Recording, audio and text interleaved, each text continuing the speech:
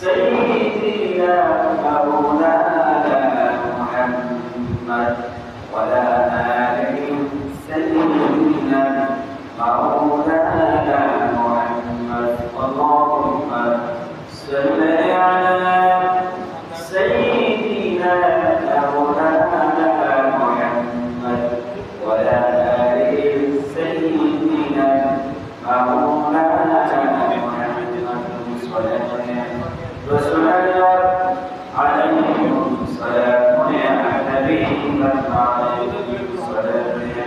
رسول الله عليكم السلام يا حبيب الله جلوة نور القرآن جلوة يا محمد مصطفى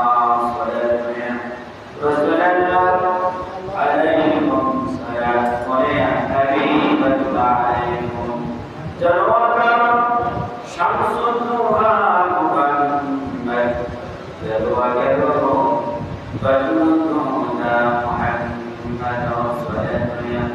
رسول الله عليكم سلام يا حبيب الله عليكم ونورها بجمالك كشفت بجماله حسنت جميع خصاله صلوا على وعلي ملونا بجماله كشفت بجماله حسنت جميع خصاله صلوا على وعلي سلموا يا قوم صلوا على صدر الآل المصطفى بدا إلا رحمة للعالمين تحية وعليكم السلام عليكم সম্মানিত মুসলিম کرام মুরব্বিয়ান আজম হযরত উলামায়ে کرام যুবক ভাইরা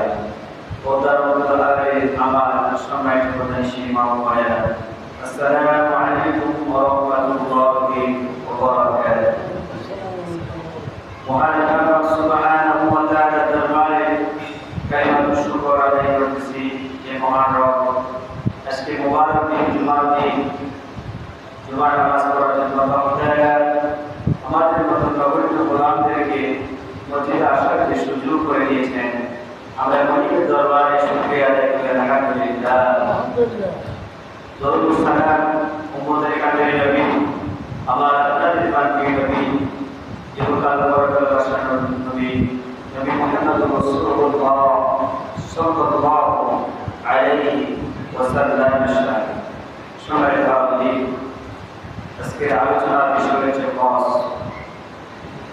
হজ একটি মৌলিক ইবাদত ইসলামের মূল ভিত্তি পাঁচটি তার মধ্যে অন্যতম একটি ভিত্তি একটি রূপন হচ্ছে হজ জীবনে একবার করা আল্লাহ তাআলা ফরজ করেছে আল্লাহ তাআলা বলেন যাদেরকে আমি হজ করার সামর্থ্য দিয়েছি যারা মক্কাতে যাওয়ার যাতায়াতের খরচ যাদের আছে তারা অবশ্যই হজ করে আল্লাহ তাআলা কোরআন শরীফে বলেন কাফার ফাইন্নাল্লাহ ওয়ালিল্লাহি আলান নাসি হিজ্জুল বাইতি মান ইসতাতাআ ইলাইহি সাবিলা ওয়া মান কাফারা ফাইন্নাল্লাহ ওয়ালিল্লাহি আনিল আলামিন মানুষের মধ্যে যাদেরকে আমি আমার সামর্থ্য দিয়েছি বাইতুল্লাহ তাওয়াফ করার হজ করার মতো যাদের সামর্থ্য দিয়েছি তারা যেন অবশ্যই হজ করে আমার খাবার ফাইন্নাল্লাহ ওয়ালিল্লাহি আনিল আলামিন আমি আল্লাহ তাআলার এই হুকুম মানতে যায় তারা যেন অনীহা প্রকাশ না করে অনীহা প্রকাশ করে না করে পরামর্শ যাতে না করে দেরি যাতে না করে যদি অনীহা প্রকাশ করে হজ করাকে যদি অপরিধি ইবাদত মনে করে অমান কাবার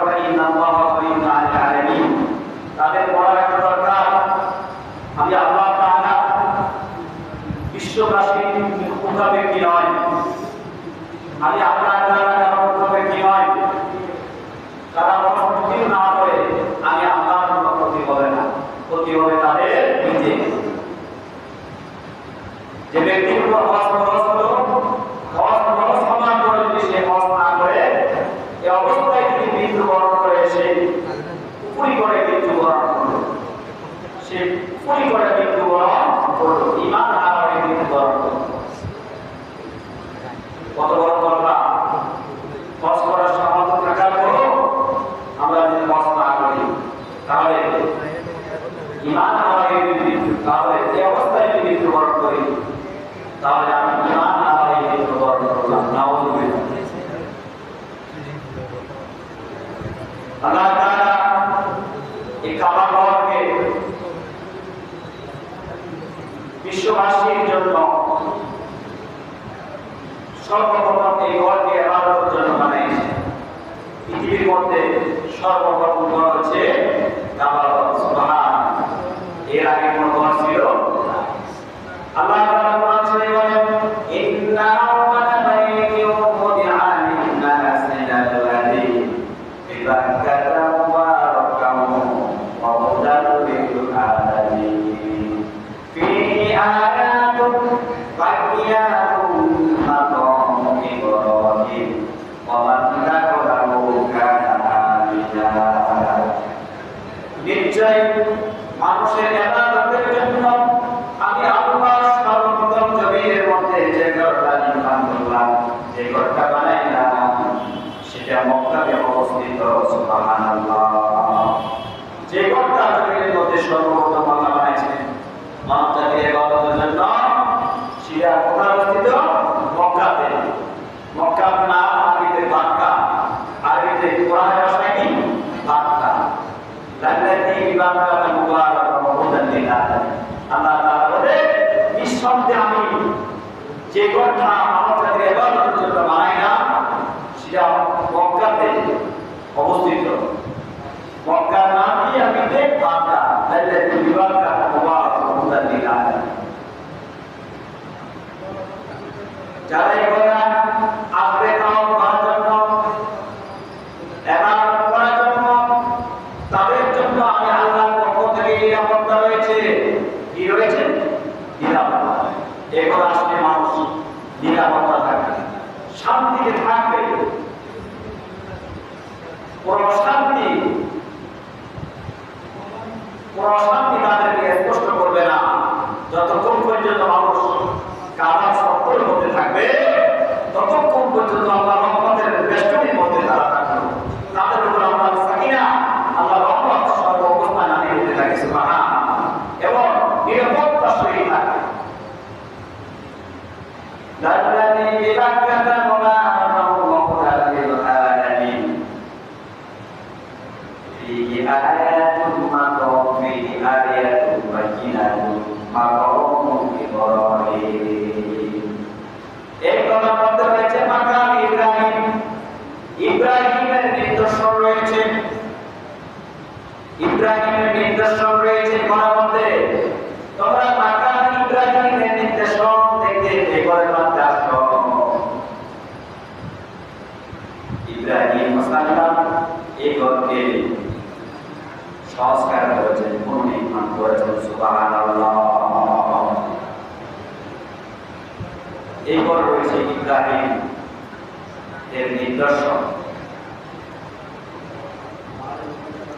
কাবা ঘরের ইতিহাস,